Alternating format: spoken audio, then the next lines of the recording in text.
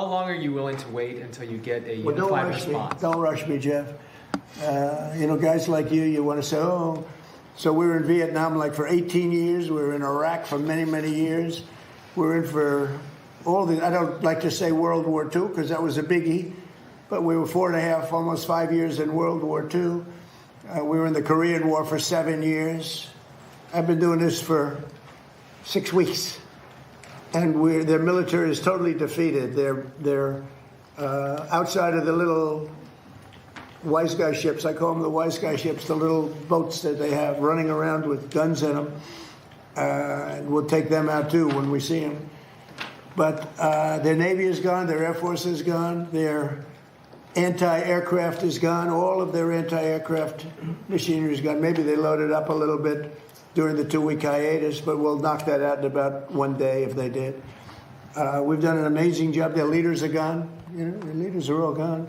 Part of the problem is that, that's why I can't really answer your question, they have all new leadership and they're fighting like cats and dogs for who's going to control. Because we've created a real mess for them, but they've created a mess for the world over the last 47 years. They've killed a lot of our people. When you see a soldier, a young person, or now an older person, but a person without legs or without arms or with a face that got blown to pieces, most likely it was from Iran. It was Soleimani who I killed.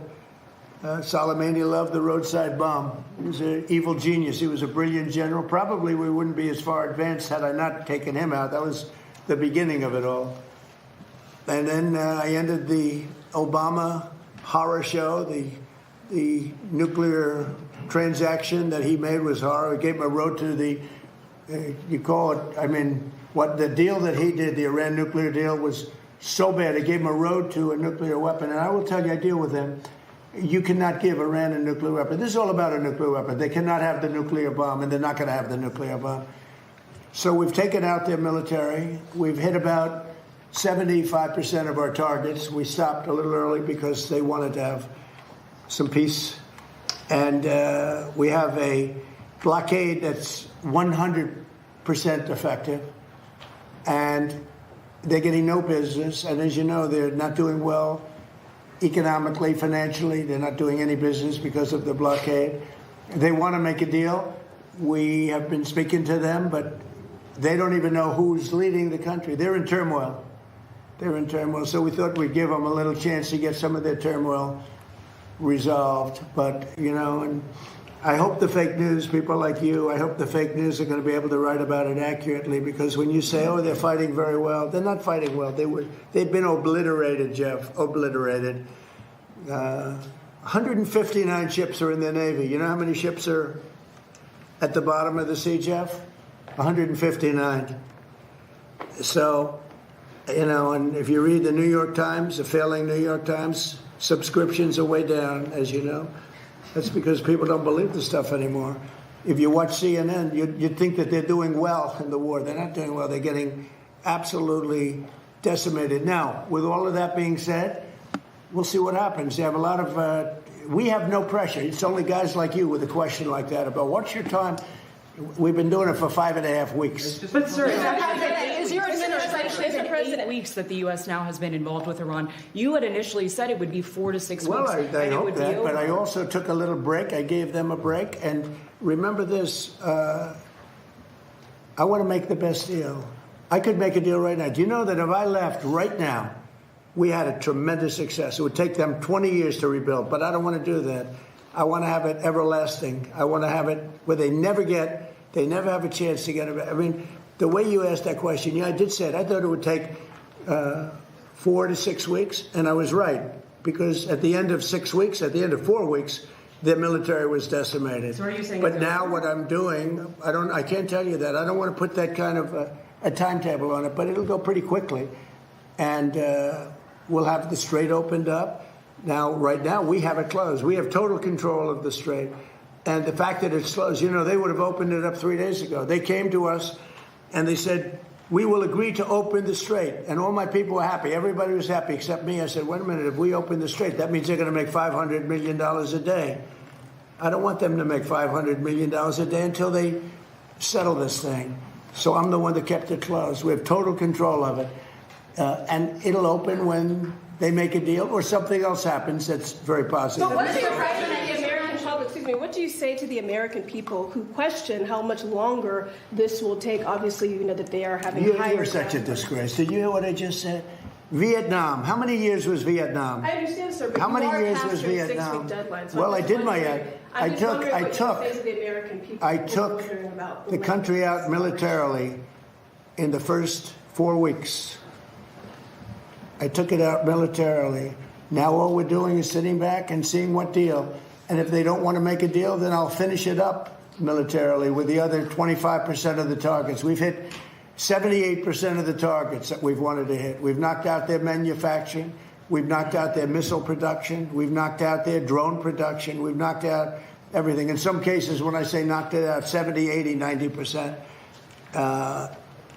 It's amazing what we've done. So I've done that within that period of time that I mentioned, but I don't want to rush myself, because every story says, oh, Trump is under time pressure. I'm not. No. You know who's under time pressure? They are. Because if they don't get their oil moving, their whole oil infrastructure is going to explode. You know what that means? Because they have no place to store it. And because they have no place to store it, if they have to stop it, something happens that only Lynn can explain. Something happens underground that essentially renders it in very poor shape, and you never recover fully. You can recover 50, 60%, but you can never have it like it is right now. And they have a matter of days before that event takes place. So I'm not under any pressure whatsoever. We've never had so much ammunition. Our ships are loaded. I call them locked and loaded. They're locked and loaded. They're ready to go.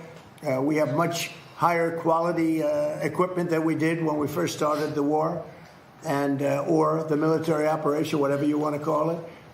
And they're coming to us. The problem they have is they are very disorganized right now. Well, now yesterday, and I was very pleased with this, 8 young women were going to be executed yesterday afternoon at 6 o'clock. And I asked them, call it a favor or call it just a moral request that they not be executed. And they came back with an answer that they won't be executed. They're going to release, it was protesting. 8 beautiful young women, very young women. And their pictures in the paper. And it's been a story for a little while. And I saw that and I said, let's see if we can save them. And it was very nice what happened. So they're not going to be, what they're doing is, as you know, they're releasing 4 of them very shortly, and they're going to keep 4 of them in jail for a period of 1 month and release them. So they won't be executed yet. So if you're asking for more time to sort out negotiations I'm not asking with you Iran, for more time. I'm not asking for them. No, But it's if not you more need time. more I'm not asking anybody for more time. if you need more time, does that mean Americans should anticipate spending more on gasoline for the foreseeable future? For a little while. And you know what they get how for that? You know what they get for that? Iran without a nuclear weapon that's going to try and blow up one of our cities or blow up the entire Middle East. You want to see what shock would be? And I have to be honest, the stock market is at an all-time high right now. Right.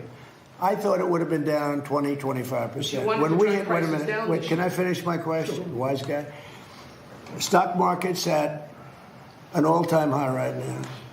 I projected, and I'm pretty good at this, that the stock market, Howard, would drop maybe 20%, 25%. And I understood that. And I said, hey, it's a bad thing, but I have to do what's right for the country, even the world. Because you can't have them, you cannot let them have a nuclear weapon. So the stock market, unlike what a lot of people were predicting, I thought they weren't necessarily wrong. The stock market today hit an all-time high. Hit an all-time high yesterday, the day before.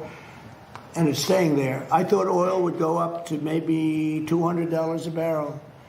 And oil is at a different number than anyone thought. In fact, this country is much lower because we have all the oil we can use. We're actually, ships are coming from all over the world to Texas, Louisiana, and Alaska. They're coming from all over the world to get oil from the United States, while this is closed, the Hormuz Strait. So if you look at what I said, I guess it was right because I said I'd have it 4 to 6 weeks, and in 4 weeks we have totally defeated that military. But you began so to right say- now I don't want to rush it because you guys are, trying to make us look as bad as possible. I don't want to rush it. I want to take my time. We have plenty of time. and I want to get a great deal. I want to get a deal where our nation and the world is safe from lunatics with nuclear weapons. Yes. If it does go to 200, are you okay with that, sir? If oil goes to 200? I think that there's nothing worse than a nuclear weapon that takes out one of your cities or two of your cities or three. I think there's nothing worse than a nuclear weapon that's going to destroy the Middle East, including Israel. I think there's nothing worse than Europe being under attack by people that have missiles now that reach Europe. As you know, they don't reach us, but they reach Europe. But they will reach us at some time, probably the not too distant future, unless we stop them now. I think there would be nothing worse than having nuclear holocaust in Europe, London, Paris, various places in Germany, all targeted. No, what I say is you can't let them have. I don't think it will happen, by the way. I really think we actually, it turns out that we are drill, baby, drill. And it turns out we're producing a lot of oil, and they're buying the oil. They're going to Alaska. They're going to Texas, Louisiana. And our guys have done a fantastic job. We're putting out right now more oil and gas than we ever have in the history of our country. And one other thing, there are more people employed today in the United States than ever in the history of our country. Mr. President, I have a question, sir. Is it true that your administration is considering sending 1,100 Afghans to the Democratic Republic of Congo? And if so, do you have a response to launch? I don't know. I'd have to check that. Do you plan to Please, bring no, Thank you, Mr. President.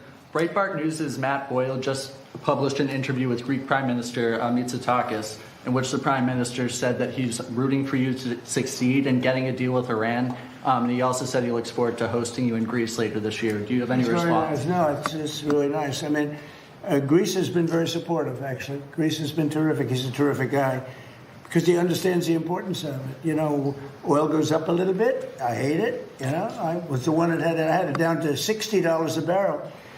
And I looked at guys like Howard Lutnick. Howard, you remember it well. I said, well, we just hit an all-time high in the history of the market. Think of this. When we hit 50,000, I was told, everybody was told, when I won the election, November 5th, they said, well, during the 4-year period, it'll be impossible for the Dow to ever reach 50,000. It'll be impossible for the S&P to ever hit 7,000. Impossible. And you remember that, Howard, right? It was going to hit maybe 6, 7 years, 8 years, but I did it in my first year, hit 50,000. Now it's just about at 50,000, and S&P is higher than it was when we started. And S&P hit over 7,000, and that was before the year ended up 1 year. So I can only tell you this, it'll end. I don't think it'll be very long, by the way. They're delaying it because we don't know who to deal with. They are in, you know, they know who the leader is in this country. We don't know who the leader is in Iran. Because remember, regime change. Khomeini is gone. He's gone to greener pastures. He's gone, and all of his team is gone. Then a second group came in. They're all gone. And now you have the third group, and they're a little concerned about being gone, too. Sir, would you use a nuclear weapon against Iran? You posted on Truth Social a few weeks ago. We don't need That's it. not Why do I need it? Why would a stupid question like that be asked? Why would I use a nuclear weapon when we've totally, in a very conventional way, decimated them without it? No, I wouldn't use it. A nuclear weapon should never be allowed to be used by anybody. So do you plan to run? Is given a timeline of when they could give you a proposal? Which we're all very much looking forward to. Prince Harry today has said that he would like to see you do more to end the war in Ukraine. Do you think it's appropriate for a royal to make those comments ahead of the visit on Monday? Prince Harry? Yes, sir. How's he doing? How's his Ukraine. wife? Please give him my regards, okay? No, I don't know. I know one thing. Prince Harry is not speaking for the UK. That's for sure. I think I'm speaking for the UK more than Prince Harry. But I appreciate his advice very much. Would you have Great invited advice. to the dinner and to the state visit? Well, I look forward to the dinner. We're having King Charles come. He's a friend of mine. We're really looking forward to it. We've spoken, and we're going to have a great time. I tell you, if I had that ballroom built, it would be filled. I wish we had more seats. You know, they've wanted a new ballroom for 150 years. Now they're getting the best in the world. We're going to have the best in the world. But, you know, we have a room that's not big enough to handle what would be a big crowd. But we're going to have very great people that love the UK. I love the UK. I think they made a big mistake on energy. You should open up the North Sea in Aberdeen. You should open it up. And the other thing is they've made a big mistake on immigration. Okay. Sir, on Trump RX, Please, What do you hope to learn from Jeanine Pirro's investigation into the Fed's renovation that you Say did it again. not? What do you hope to learn from the Jeanine Pirro's investigation into the Federal Reservation that you did not learn when you visited the site yourself last year? Well, look, you know, the Federal Reserve building is a small building. They're going to be in there by the time it opens, in my opinion, for $4 billion. I built a hotel down the road for $201 million that I believe is bigger than the Federal Reserve building. $201 million. And the ballroom, I'm going to have the ballroom from $300 to $400 million, depending on finishes, like marbles to quality and quality finishes. We'll go top of the line. But that's a much bigger project. When you look at the fact that they've taken this beautiful building and destroyed it, they've taken down the beautiful ceilings with eagles. They've taken down the walls that are 1.5 feet thick, masonry. You couldn't hear from office to office. They ripped it all down. They ripped down, because Kevin Warsh, who's terrific, said, gee, the saddest thing is they ripped down the nicest building in Washington for boardrooms and all. Did you know about that building? They ripped it down. It was beautiful. The boardroom building, it was beautiful, and they ripped it down. And probably because it cost so much to fix it. So I would have done that job for $25 million, had money left over. It's going to cost more than, in my opinion, it's not going to open for a long time. You know, Kevin may not be able to have an office. I'm going to have to get him an office. Can you give him an office? He has space. Bobby, do you have some space over there, please? Yeah, we have a lot of space. But